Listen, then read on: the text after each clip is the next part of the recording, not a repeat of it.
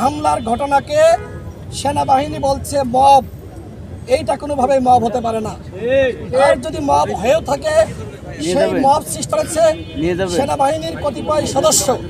আমরা সেনাবাহিনীর পক্ষ থেকে যে বিবৃতি দেওয়া হয়েছে, আমরা সেটাকে প্রত্যাখ্যান করছি এবং আমাদের দলীয় কার্যালয়ের সামনে কোনোভাবেই আমরা নিজেরা মব তৈরি করে একটা ঝামেলা তৈরি করব, সেইটা হতে পারে না।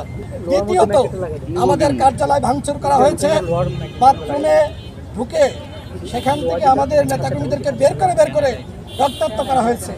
এইটাকে যদি মব বলেন, তাহলে এই মব সৃষ্টি করেছে সেনাবাহিনী। এর দায় যদি সেনাপ্রধান না নিতে চান, তাহলে অবশ্যই যারা এর সাথে জড়িত তাদের বিরুদ্ধে ব্যবস্থা নিতে হবে।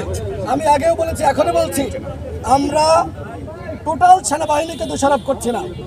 সেনাবাহিনী গণ অভ্যুত্থানের পক্ষের শক্তি আমাদের সাথে ছিল, কিন্তু এই ঘটনার সাথে যারা জড়িত, আমাদের উপর যারা হামলা করেছে, তারা গণ অভ্যুত্থানের পক্ষের শক্তি নয়, বরং তাদের কেউ বলেছে জুলাই ভরে দেওয়া হবে।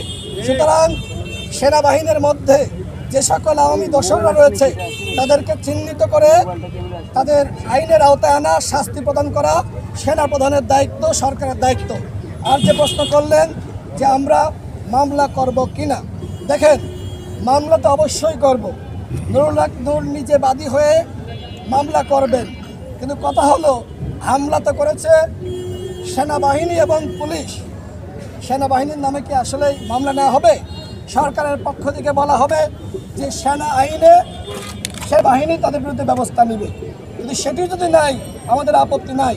কিন্তু এই বিষয়ে আমরা এখনো পর্যন্ত কোনো পদক্ষেপ লক্ষ্য করছি না, বরং আমরা দেখলাম যে সেনাবাহিনীর পক্ষ থেকে আমাদেরকে দোষারোপ করে এক ধরনের বিবৃতি দেওয়া হয়েছে।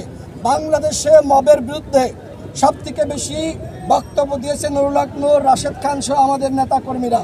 সুতরাং আমরা মবকে কোনোভাবে আশ্রয় প্রশ্রয় দিচ্ছি না।